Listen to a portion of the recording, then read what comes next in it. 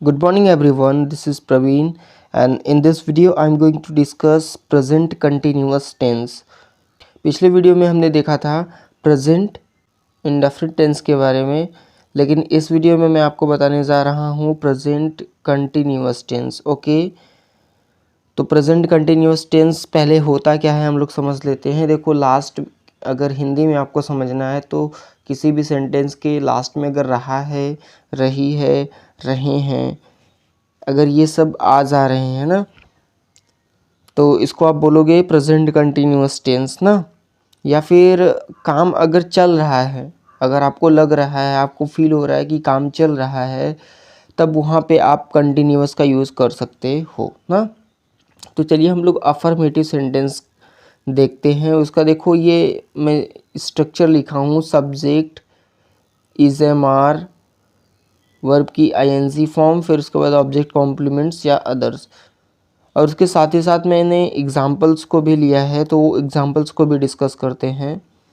देखो पहला एग्जाम्पल दिया है कि मैं तुम्हें एक कहानी बता रहा हूँ, तो इसके लिए आपको पहले सब्जेक्ट लिखना है ना। अफर्मेटिव सेंटेंस है, उसमें लिखिए सब्जेक्ट मैं बोले तो आई ना, फिर इसमें से देखो इन तीनों में से एक लगाना है, तो आई के साथ क्या लगता है, एम लगता है, तो आई एम।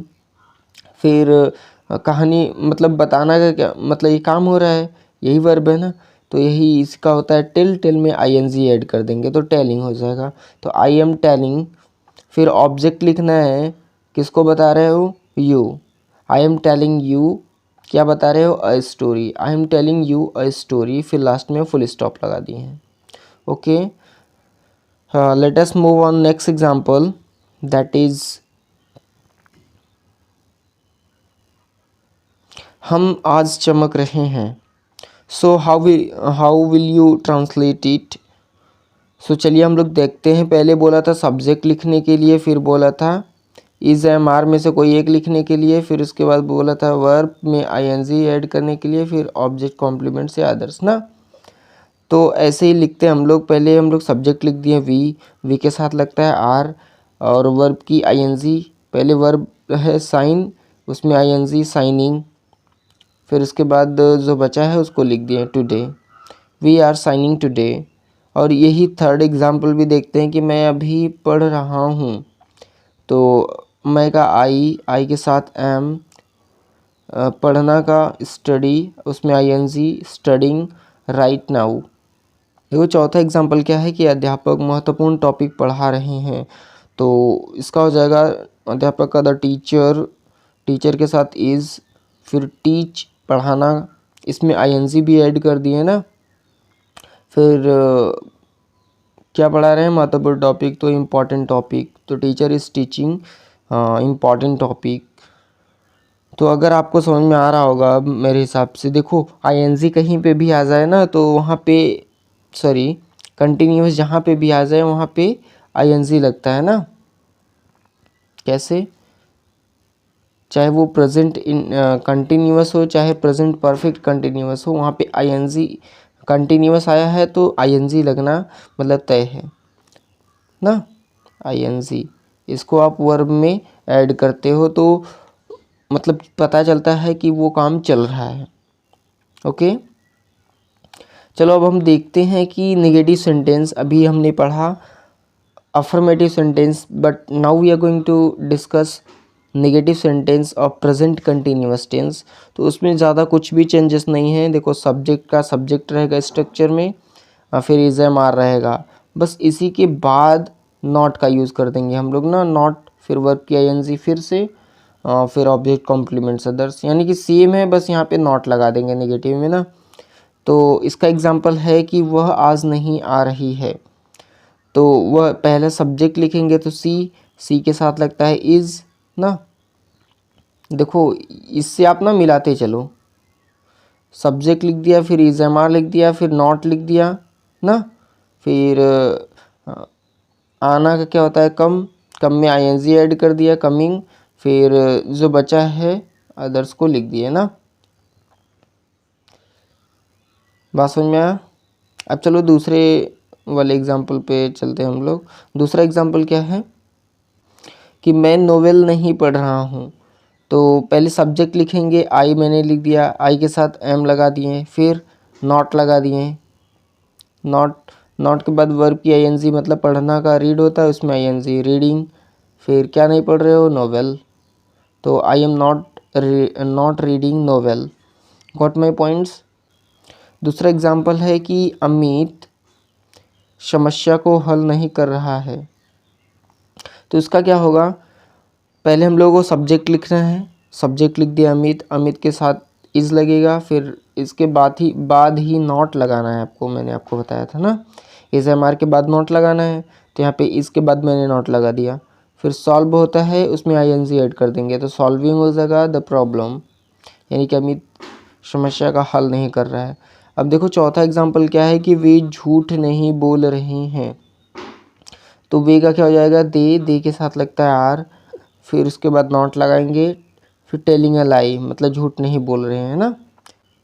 पांचवा एग्जाम्पल है कि वे सुबह का नाश्ता नहीं ले रहे हैं, सो उसके लिए पहले आप दे लगा दोगे वे के लिए, फिर आर लगा दोगे, दे के साथ आर लगता है, फिर नॉट लगाओ, फिर नॉट लगाने के बाद वर्ब की मतलब ले रहे हैं, यानी कि हैविंग मतलब कि पास में ना, यानी कि नहीं खा रहे हैं, तो उसके सेंस में हम लोग हैव का यूज़ करते हैं, और उसमें आईएनजी ऐड कर दोगे तो हैविंग हो जाएगा ना, तो दे आर नॉट हैविंग, फिर उसके बाद सुबह का नाश्ता यानी कि ब्रेकफास्ट, फिर फुल स्टॉप ना। तो ये हो गया प्रेजेंट कंटिन्यूअस का नेगेटिव सेंटेंस। बट अभी मैं जो बात करने जा रहा हूँ, this is going to be interrogative sentence of present continuous tense. So इसका देखो मैंने आपको बताया था कि एक यस नो टाइप होता है, एक डब्ल्यू एस टाइप होता है, तो पहले यस नो टाइप को मैं एक्सप्लेन कर दे रहा हूँ इसी वीडियो में। तो देखो इसका स्ट्रक्चर ये है ना, इसमें इज एम आर जो हम लोग सब्जेक्ट के बाद लगाते थे, लेकिन इसको पहले ही लगाएंगे सब्जेक्ट के ना, फिर उसके बाद सब्जेक्ट लिखेंगे, फिर वर्ब की आईएनजी वाला फॉर्म लगाएंगे, फिर ऑब्जेक्ट कॉम्प्लीमेंट्स अदर्स, फिर क्वेश्चन मार्क्स लगा देंगे। ओके, तो चलिए अब हम एग्जाम्पल्स को देखते हैं। देखो एक एग्जाम्पल दिया गया है कि क्या मैं अच्छा बोल रहा हूँ, तो यहाँ पे क्वेश्चन पूछ रहा है, तो इसको यस या नो में आंसर कर सकते हैं। इसके लिए ये यस नो टाइप वाला है इंट्रोगेटिव सेंटेंस, तो इसको ट्रांसलेट कैसे करेंगे यहाँ के अकॉर्डिंग देखिए, इस स्ट्रक्चर के अकॉर्डिंग पहले इज एम आर दिया है, तो इज एम आर न लगा के पहले सब्जेक्ट लिखिए आप, तो सब्जेक्ट इसमें क्या है, मैं का क्या होता है आई, अब आई के साथ क्या लगाते हैं हम लोग, एम लगाते हैं, इसके लिए पहले एम लगा दो। अब देखो ये पहले सब्जेक्ट लिख के फिर पहले सब्जेक्ट लिख लोगे, सब्जेक्ट लिखने के बाद अगर आप हेल्पिंग वर्ब लगाते हो तो मतलब कि आपसे गलती नहीं होगा। या फिर अपने माइंड में बैठा लो, पहले सोच लो कि सब्जेक्ट क्या है, सब्जेक्ट जो लगेगा उसके अकॉर्डिंग आप आगे लगा दो हेल्पिंग वर्ब। तो यहाँ पे आई के साथ एम लगता है, तो एम आई, फिर वर्ब की आईएनजी वाला फॉर्म, तो स्पीक होता है, उसमें आईएनजी जोड़ दिया, फिर अदर्स बचा है तो वेल लगा दिया ना, एम आई स्पीकिंग वेल, क्या मैं अच्छा बोल रहा हूँ। So now let us come at next example, that is क्या तुम किसी से बात कर रहे हो। देखो ये नेक्स्ट एग्जांपल है ना, तो उसको कैसे ट्रांसलेट करेंगे, पहले बोला है इज एम आर लिखने के लिए, तो तुम है, तुम के लिए हम लोग क्या लगाते हैं, यू के साथ आर लगता है, इसलिए मैंने पहले यहाँ पे आर लगाया, फिर उसके बाद यू लिख दिया। फिर वर्ब की आईएनजी मतलब टॉक होता है, उसमें आईएनजी ऐड कर दिया तो टॉकिंग हो गया। तो आर यू टॉकिंग, क्या तुम बात कर रहे हो, किससे, टू समवन, फिर उसके बाद क्वेश्चन मार्क्स लगा देंगे। चलो अच्छा अब देख लेते हैं हम लोग कि डब्ल्यू एस टाइप का इंट्रोगेटिव सेंटेंस। देखो यहाँ पे मैं बता दे रहा हूँ ना, तो ये इसका स्ट्रक्चर है, मैं आपको बता दूँ। सो इसका स्ट्रक्चर है पहले डब्ल्यू एच से आप ये समझिएगा कि जो क्वेश्चन वर्ड्स होते हैं जो डब्ल्यू एच से स्टार्ट होते हैं उनको हम लोग पहले लिखेंगे, फिर उसके बाद लिखेंगे इज एम आर, फिर सब्जेक्ट लिखेंगे, फिर वर्ब की आईएनजी वाला फॉर्म लिखेंगे, and then we will write object complements और others, and then question marks. Okay, तो इसके एग्जांपल्स को समझते हैं हम लोग। एग्जांपल क्या है, पहला एग्जांपल है कि वह क्या कर रही है। अब देखो यहाँ पे वह क्या कर रही है, तो पहले क्या का मीनिंग लिखो, इंग्लिश वाला। तो क्या का होता है वॉट मैंने लिख दिया यहाँ पे। वॉट लिखने के बाद आपको इज एम आर में से कोई एक लिखना है। देखो पहले मैंने यहाँ पे क्या लिखा, WH वाला लिखा हूँ ना, आपको अच्छे से मैं दिखा दे रहा हूँ एक एग्जांपल करके। पहले यहाँ पे WH वाला मैंने लिखा है वॉट, फिर इज एम आर में से इज़ मैंने यहाँ पे लगाया है ना, वॉट इज़, फिर सब्जेक्ट लगाया है सी, फिर वर्ब के ING वाला लगाया है doing. What is she doing, वह क्या कर रही है ना। बात समझ में आया। तो चलिए अब नेक्स्ट एग्जांपल को देखते हैं। दिया है कि तुम क्या लिख रहे हो, उसके लिए पहले क्या लिख रहे हो, तो पहले क्या का मैंने यहाँ पे लिख दिया ना कि व्हाट के साथ देखो आर या फिर इज़ कैसे लगा रहे हैं हम लोग, पहले सब्जेक्ट लिख ले रहे हैं या एज्यूम कर ले रहे हैं अपने माइंड में कि हाँ तुम होता है, तुम के साथ क्या लगते हैं आर ना। तो यहाँ पे आर लगा दिया, यहाँ पे था वह के साथ क्या लगता है यानी सी या ही, तो उसके साथ हम लोग लगाते हैं इज़ ना। फिर यहाँ पे देखो ये वाली सेकेंड वाले सेंटेंस में व्हाट लगा दिया, आर लगा दिया ना, ये वाला देखते चलिए। फिर सब्जेक्ट लिख दिया यू, फिर वर्ब की ING राइटिंग, तुम क्या लिख रहे हो गया, फिर क्वेश्चन मार्क्स लगा दिए। अब देखो तीसरा एग्जांपल देखते हैं। तीसरा एग्जांपल है कि विद्यार्थी स्कूल क्यों आ रहे हैं। देखो ये तीसरा एग्जांपल।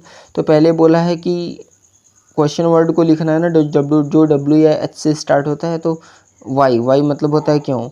फिर उसके साथ इज एम आर लगाना है, तो उसको पहले एज्यूम करो कि विद्यार्थी का क्या होता है स्टूडेंट्स के साथ क्या लगता है आर लगेगा, क्योंकि ये प्लूरल नंबर है ना, तो यहाँ पे आर लग गया। फिर स्टूडेंट्स लिख दिया सब्जेक्ट, फिर उसके बाद वर्ब की ING लगाना था, तो कम में ING लगा दिया, तो coming. Why are students coming, कहाँ आ रहे हैं, कॉलेज।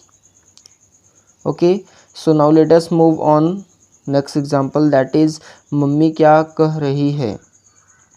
ओके, तो इसको कैसे मैंने किया है, तो क्या का होता है आप जानते हो कि व्हाट होता है, फिर उसके बाद इज़ लगा दिए क्योंकि मम्मी सिंगुलर नंबर है ना, फिर उसके बाद मम्मी लगा दिए सब्जेक्ट, फिर वर्ब की ING वाला फॉर्म लगा दिए, एंड देन क्वेश्चन मार्क्स हम लोग लगा के इस सेंटेंस की एंडिंग कर दिए। So as you have got my points कि मैं आपको क्या बताना चाहता था और क्या बताना चाहता हूँ। जैसा कि मैं बता दिया आपको कि काम चल रहा है। देखो हर सेंटेंस में रहा है, रही है, रहे हैं, आप देख पा रहे होंगे हर सेंटेंस में मैंने आपको बताया है। तो इससे आपको क्या पता चलता है, इससे आपको यही पता चलता है कि काम जारी है ना। अगर कोई काम प्रोग्रेस में हो तो वहाँ पे आप कंटिन्यूअस ही यूज़ करते हो ना। So thank you so much for watching, और नेक्स्ट वीडियो में मैं जल्द ही मिलूँगा। और अगर आपको ये वीडियो अच्छा लगा हो तो वीडियो को लाइक कर दीजिए, चैनल को सब्सक्राइब कर दीजिए और इसको एक्सपेंड कर दीजिए